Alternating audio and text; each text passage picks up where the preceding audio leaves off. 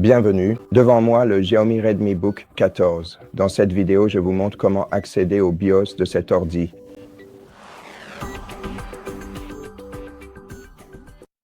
La première chose à faire pour entrer dans le BIOS est d'éteindre le PC.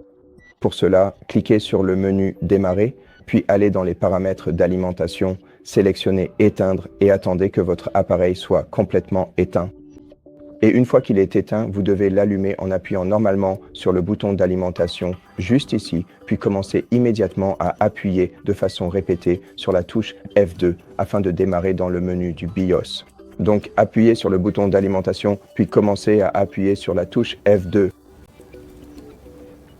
Voilà, nous sommes maintenant dans le menu du BIOS. Vous pouvez aisément naviguer à l'aide des touches fléchées de votre clavier d'ordinateur.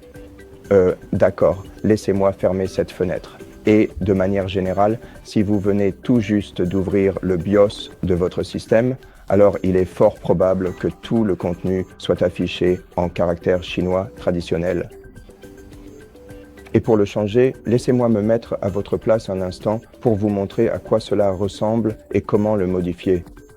Donc oui, si je ne l'ai pas mentionné, vous pouvez également naviguer à l'aide de votre clavier, de votre pavé tactile ou de votre souris si vous avez une souris externe.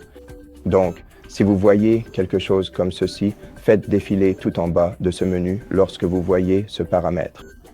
Je ne sais pas si vous pouvez voir ces deux symboles, mais en général, ils signifient langue. Donc, une fois que vous êtes ici, cliquez simplement sur cette icône de flèche et sélectionnez l'anglais et la langue anglaise sera appliquée. Alors, pour sortir d'ici, vous pouvez soit appuyer sur F10 pour enregistrer et quitter, soit cliquer sur Quitter ou appuyer sur Entrée et sélectionner Quitter sans enregistrer si vous souhaitez annuler les modifications que vous avez faites. Ou bien vous pouvez aussi sélectionner Quitter en enregistrant les modifications dans ce menu. Donc, je vais annuler les modifications parce que je ne veux rien changer, je ne voulais rien modifier.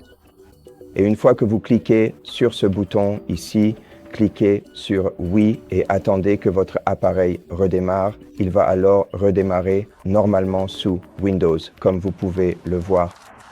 Et c'est à peu près tout.